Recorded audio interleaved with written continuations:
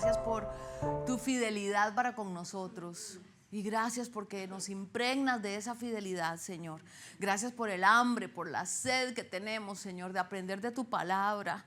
Enséñanos, Señor, que cada cosa que escuchemos el día de hoy nos motive, nos aliente a seguir adelante, a servirte mejor, a tomar una decisión cada día por ti, todavía con más responsabilidad, con más compromiso, Señor.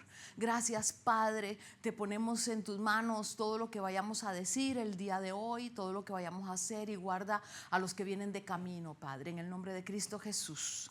Amén y amén. Bueno, esto fue parte de lo que vimos la semana pasada, solamente lo voy a nombrar. Cuando hablamos del evangelio del reino, el Señor fue muy claro cuando dijo: y será predicado este evangelio del reino en todo el mundo y entonces vendrá el fin. La cuestión es que vimos la semana pasada que creíamos que era el evangelio del reino y dejamos afuera varios aspectos que son muy importantes, que el Señor pasó 40 días, 40 noches después de que Él resucitó, enseñando solo de ese evangelio, de esas buenas noticias. Qué buenas noticias, y de cuál reino, y qué es lo que hay que enseñar, porque hoy en día se escuchan de verdad muchos otros evangelios, y el apóstol Pablo fue muy claro cuando dijo que si ni siquiera un ángel del cielo viniera y enseñar otro tipo de evangelio, que no le creyéramos, sino que no nos saliéramos de lo que el Señor enseñaba. Entonces solo voy a nombrar lo que vimos la vez pasada. Primero, la venida del reino de Dios, que ya está aquí. No es que es algo que va a venir cuando Él venga en la segunda venida. No. El reino de Dios se supone que ya está aquí. Si somos cristianos, si tenemos al Señor dentro de nosotros, está aquí el reino de Dios. Somos ciudadanos de otro reino, de otra ciudad que es fuera de aquí, de la tierra, y tenemos que representarla bien aquí con nosotros. Luego vimos el llamado al arrepentimiento. A veces ya ni se hace un llamado a arrepentirse, se hace un llamado: ¿quién quiere aceptar al Señor? Levante la mano, y ya. Pero ¿y se arrepintió? La persona no se arrepienta de la noche a la mañana. Una persona no muestra un fruto de arrepentimiento en unas horas. La persona muestra frutos de arrepentimiento cuando usted está siguiéndole el paso a esa persona. Entonces tenemos que volver otra vez a hacer el llamado del arrepentimiento. Luego, la fe en Jesús como el Mesías, y hablábamos lo que era un Mesías, cuál es la función de Él como Mesías. No se nos puede olvidar eso, ¿ok? Luego, hablar acerca de las enseñanzas morales que el Señor reafirmó, porque ya estaban ahí, ya siempre han estado en la Torá, siempre han estado en lo que llamamos el Antiguo Testamento, pero que no se enseña de eso. Ay, es como eso es del Antiguo Testamento, entonces ya yo estoy libre de la maldición de la ley. La gente tuerce esa frase de la maldición de la ley, está torcida totalmente, porque la ley no ha pasado. Él mismo dijo: yo no vine a abolir la ley, sino a cumplirla. Y el hecho de que Él la cumpla no quiere decir: ay, como ya Él la cumplió, entonces ya yo no tengo que cumplirla. No, nosotros tenemos que cumplir con cada mandato. Él es el mismo ayer, el mismo hoy, el mismo siempre. Entonces Dios no va a dar 10 mandamientos y que ya no sé, ya no están abolidos los 10 mandamientos. Tenemos que aprender un poquito más acerca de eso y enseñarle a las personas con respecto a las enseñanzas morales, porque hoy la bendita gracia se ha convertido, ¿verdad?, en una excusa para poder hacer lo que la gente quiere hacer. La gracia y el perdón van unidos. Entonces hoy vamos a estar hablando un poquito más acerca de qué es la gracia de Dios, porque el mismo apóstol Juan, su nombre quiere decir gracia, con gracia. Él es el amado de Dios, pero su nombre refleja la gracia de Dios. Tenemos que incluir dentro de nuestra enseñanza, predicación del evangelio, la entrada en el reino de Dios.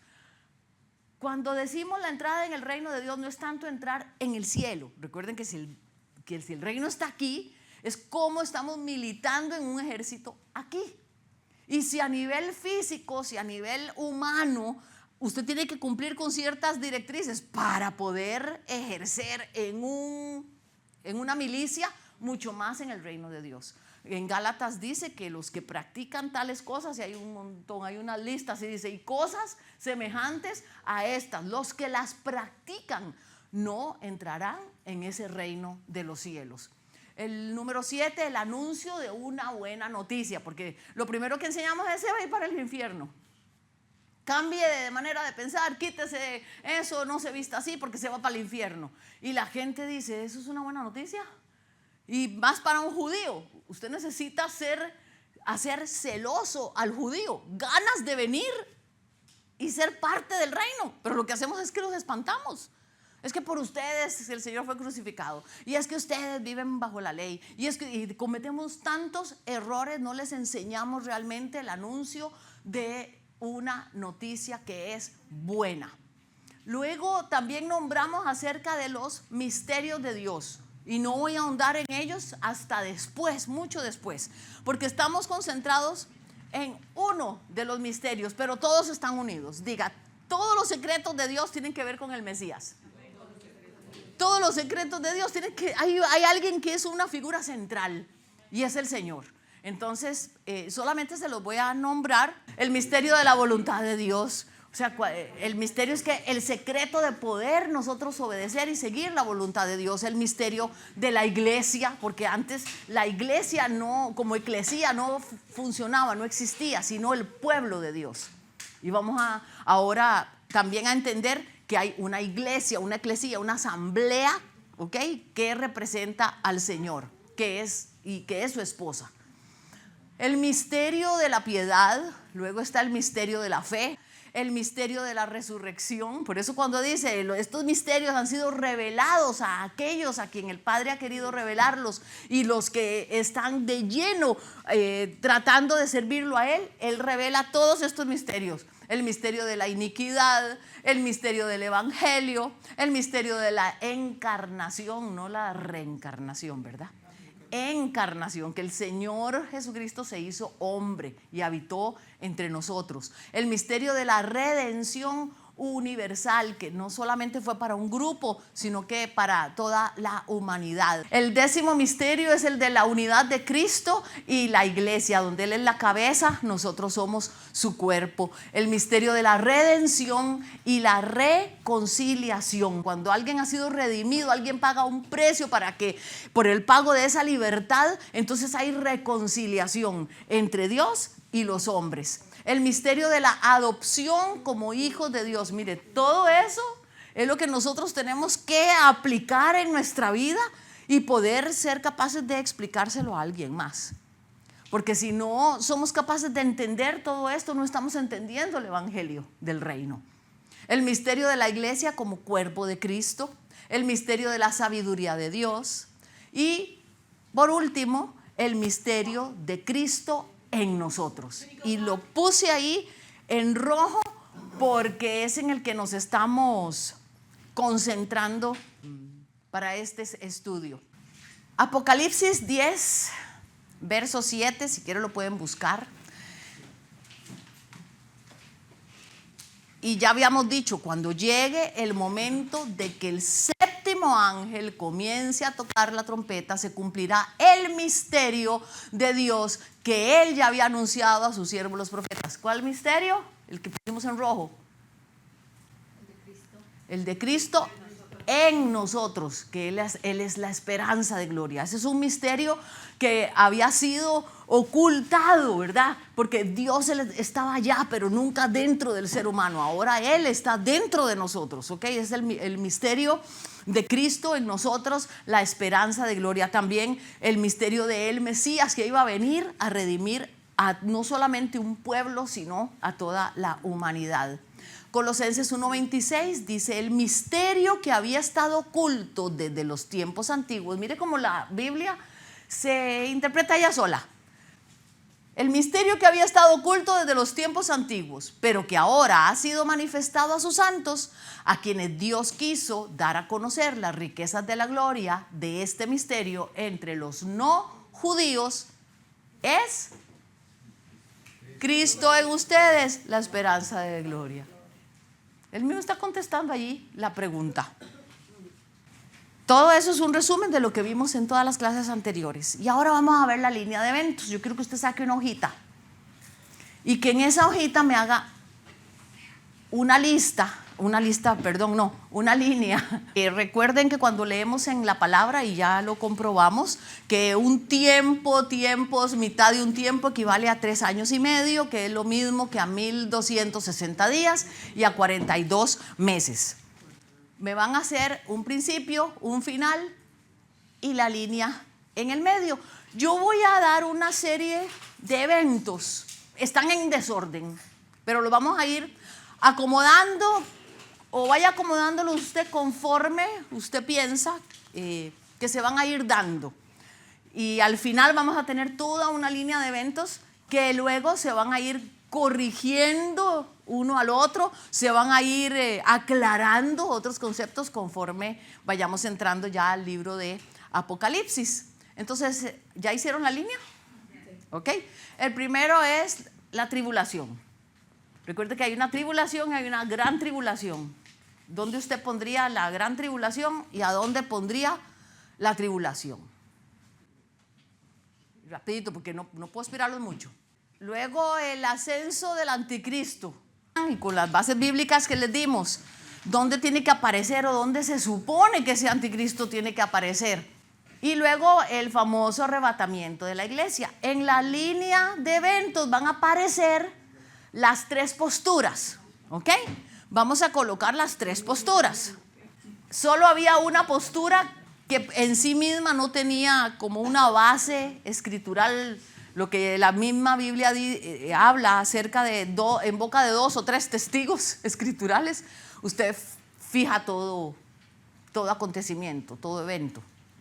Solo había una, y era lamentablemente la posición que dice que no, que el Señor viene, nos rapta a todos, nos lleva y que no vamos a pasar por nada. Y también vimos la diferencia entre lo que era raptar y lo que era arrebatar. Raptar era robarse sin consentimiento de una persona, ¿verdad? En contra de la voluntad. Y arrebatar quería decir, yo estoy viendo el peligro de alguien, ¡fum!, yo vengo porque lo reclamo, es mío, es mi posición. Entonces, eso es diferente. Ok, esos 3 acontecimientos los vamos a colocar aquí. 3 años y medio, ¿verdad? La línea de tiempo son los 7 años de la gran tribulación. Y ya habíamos explicado, ¿verdad? Que eso en el profeta Daniel lo profetizó y es la 70. Son 7 años, porque al Señor, recuerda lo que vimos, que para el Señor un día es como 1000 años y 1000 años es como un día. Entonces, en el pensamiento judío, en muchas de las profecías, cuando habla de un día, es 1000 años. El anticristo vendría en la primera parte de la gran tribulación. A la primera parte se le llama tribulación, la segunda parte se le llama la gran tribulación, que es el punto 4 que anotamos allí. Otro evento que vamos a ver es la rebelión de Satanás, conforme a Apocalipsis 27. Nada de eso lo hemos estudiado, estamos solamente poniendo los eventos para cuando sucedan, estemos nosotros ubicados, que no nos agarre por sorpresa. ¿Ok? Y luego la batalla de Armagedón, que es muy, se confunde con Gog y Magog. ¿Y qué es eso, pastora? A eso vamos a ir, para eso vamos a estudiar el libro de Apocalipsis. La rebelión de Satanás, si ponemos la guía de los eventos literales, ¿verdad? En el Apocalipsis y en la Biblia, sería en la parte de la gran tribulación, en esos segundos, 3 años y medio. El Armagedón vendría a ser la gran guerra justo antes y justo en el momento que se va a librar con la segunda venida del Señor. También hablamos acerca de la diferencia que hay entre el arrebatamiento y la segunda venida. ¿Ok? Luego el reino milenario de Cristo, que por cierto hay muchos cristianos que no creen, piensan que esto es una metáfora, pero que nunca va a suceder. Pero ahí está, tenemos que tener en cuenta todos los elementos. ¿Cuándo sería después de la segunda venida de Cristo? Inmediatamente vendría los 1000 años allá. Entonces, creo que en la segunda gráfica que voy a presentar va a aparecer ya no esta primera parte, sino que pues como no la puedo hacer más grande, voy a empezar aquí, en los segundos 3 años y medio y más para allá, para poder ver. Entonces extienda usted su línea un poquitito ahí. El milenio ya, después de se le llama milenio porque son 1000 años que donde el Señor va a venir a reinar. Vamos a venir a reinar con Él. Y por eso hay que prepararnos. Si uno no se prepara, ¿cómo va a venir a reinar? Si no nos preparamos, ¿a qué vamos a venir a hacer? ¿O usted creía que ya, si nos fuimos al cielo y cantar toda la eternidad alabanzas? No, Él nos está preparando para venir de vuelta a la tierra. ¿Ok? Entonces la gente no comprende eso. Entonces vamos a venir de vuelta para acá con un cuerpo glorificado, pero ¿qué funciones vamos a tener? ¿Qué le vamos a hacer? Eso es emocionante, porque yo puse en una de las clases el ejemplo de cuando Adán y Eva perdieron su naturaleza, su vestidura que les cubría, por eso ellos se sintieron desnudos, porque en el momento en que desobedecieron a Dios, perdieron esa cobertura. Entonces nosotros vamos a volver otra vez a eso, es como iniciar, es como ponerle reset al sistema, reiniciar al teléfono, lo que sea, usted le pone restart, wow, y otra vez es como Dios quiso y vamos a volver a retomar de donde sucedió el asunto en adelante. Eso es emocionante. Ok, las bodas del Cordero, esa es otra expresión que vamos a encontrar también en el libro de Apocalipsis, ok, y que dónde se van a dar, porque es que depende de la posición de cuándo va a ocurrir el arrebatamiento, pues así va a ser las bodas del Cordero. No hay que confundir las bodas del Cordero con la Gran Cena, son 2 eventos diferentes. También está el Tribunal de Cristo. No se preocupe por entender qué es, solo lo estamos nombrando, ¿ok? Solo estamos viendo línea de eventos y luego vamos a estudiar cada evento. El juicio de las naciones, entonces vamos a colocarlos ahí, ¿ve? Ya estamos en la segunda parte de la tribulación. Ahí es donde me interesa ahorita colocarlo. Vendrían las bodas del Cordero, porque las bodas del Cordero no es cuando el Señor nos arrebata, vamos a tener las bodas allá, no. Es después de la segunda venida del Señor que son las bodas del Cordero. Y eso hay una gran confusión en el pueblo de Cristo, porque unen los 2 eventos. El tribunal de Cristo va a ser en un momento allí en el milenio, no en la gran tribulación. Y luego vamos a estar viéndolo con todas las escrituras, con todo tal y como está, como va a suceder. La gran cena entonces va a ser acto seguido. El tribunal de Cristo es donde se nos van a dar premios, se nos va a dar reconocer lo que cada quien hizo conforme a sus obras, como en la escuela cuando hacen el acto de graduación y todo eso, pues entonces se van a tener la cena de graduación, por decirlo así. Esa es la gran cena. Y mientras está ocurriendo esto, está el juicio a las naciones. En este momento, aquí todavía no hay ningún juicio. El juicio se lleva a cabo después. Y ahí es donde vamos a ver en Apocalipsis, en Daniel, en Ezequiel, ¿okay? ¿Quiénes salen de la gran tribulación? ¿Quiénes? Porque hay quienes se van a arrepentir en la gran tribulación. Vamos a ver la batalla de Gog y Magog, que habla Ezequiel, que habla Apocalipsis, y qué será, es una profecía, y que vamos a ver de qué se trata, ¿ok? En su debido momento. Y luego el juicio del trono blanco, o sea, va a estar el juicio de las naciones, el tribunal de Cristo y el juicio del trono blanco después del milenio. Se menciona un juicio final en el trono blanco en Apocalipsis 20, y este juicio se juzgará a los no creyentes y se decidirá su destino eterno. Arrepentirse ni nada, no es un juicio para que lo defiendan y para que ellos tengan la oportunidad, una segunda oportunidad, no, es un juicio para darle el veredicto de por qué van a ir donde van a ir. Y luego está el juicio final, que son los muertos, son resucitados y juzgados. ¿Qué eran los muertos? ¿Se acuerda que hablamos la semana pasada? ¿Qué pasó con todos los muertos desde Adán, desde el tiempo de Abraham hasta acá? Okay, ellos no iban a resucitar todavía, porque los muertos en Cristo son los que van a resucitar primero. Es hasta el juicio final, y eso los judíos lo tienen muy bien claro. En el juicio final es donde va a resucitar todo el mundo restante, los que no creyeron. allá está la eternidad, poquito ha revelado con respecto a eso, ¿ok? Luego hay una última rebelión después del milenio, y eso está bien interesante, ¿ok? Esa última rebelión es con Gog y Magog, al puro final del milenio. Y por último es la creación de una nueva Jerusalén y nuevos cielos y nueva tierra. Eso ya es el último paso en los acontecimientos. Bueno, falta la gran cena. Posteriormente se menciona la gran cena y la creación de un cielo nuevo y una tierra nueva en Apocalipsis 21. Y en este nuevo estado los creyentes disfrutarán de la presencia de Dios para siempre y no habrá más sufrimiento ni pecado. Nuevo cielo y nueva tierra, Dios crea un nuevo cielo y una nueva tierra y los creyentes viven con Él eternamente. Ya lo que haya después de allí ya no ha sido revelado, ya el que empieza son puras conjeturas de que, ¿verdad?, qué es lo que va a suceder.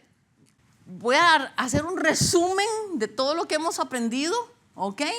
Leyendo las escrituras y cómo hemos puesto los diferentes eventos con las diferentes maneras de pensar. Venga aquel grupito de gente que está allá. Ok, esos son los que se fueron con el Señor en la posición que dice que el arrebatamiento va a ser antes de que entremos a esos 7 años.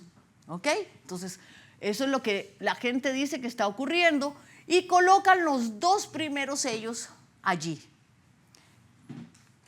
Que pudiera ser que conjuntamente con que aparezcan los 2 primeros sellos y cuando los miremos y los estudiemos, ¿okay?, va a ser un poquito más de sentido. Al final del segundo sello es donde esa posición dice que vamos a tener el arrebatamiento, ¿ok? La otra posición es que, ok, está bien, 2 sellos, que es donde ya los estamos viendo. Es lo que ya estamos, todos están de acuerdo con eso. Todas las posiciones están de acuerdo con eso. Que ya los 2 primeros sellos ya está sucediendo. Que ya estamos ahí, ¿ok? Faltarían 4 sellos, pero ¿cuál era la señal importante que el cristiano estaba esperando para saber, ok, se aproxima el arrebatamiento? No la segunda venida, el arrebatamiento, porque es en la línea de eventos de Dios es lo que sigue. ¿Sí me explico? ¿Qué era el gran evento que teníamos que esperar? La trompeta. ¿Cualquier trompeta? No, era la última trompeta. Entonces, puede ser, para los que dicen que la última trompeta tiene sentido, ¿ok? Son 7 ángeles, tocan 7 trompetas y pues la última es la séptima, ¿ok? Pero entonces antes de que llegue la séptima trompeta tiene que venir la sexta, la quinta, la cuarta, la tercera, la segunda, la primera y 4 sellos. Entonces prácticamente que la iglesia tiene que pasar por todo eso, queramos o no. Luego entonces aparecería el arrebatamiento, justo en la mitad. Ok, esa es la otra posición. Que antes de que empiece la gran tribulación o comenzando la gran tribulación, vamos a ser arrebatados. Esta última trompeta, independientemente de dónde la pongamos, si es aquí o allá, se le llama Yom Teruah. Siempre a esa última trompeta, el sonido que vimos la vez pasada del tu, tru, que es larguísima y al final, a ese sonido se llama Yom Teruah. A ese shofar que se suena se le llama el Yom Teruah. Ahí es donde calza 1 de Corintios, 1 de Tesalonicenses, Apocalipsis 10, todos esos hechos, Mateo 24, todo eso calza con que aquí puede venir el arrebatamiento, tomando en cuenta y siendo guiados con que esta es la última trompeta. Si supongamos que esa no es la trompeta final, porque Dios tiene una trompeta, Dios tiene un shofar.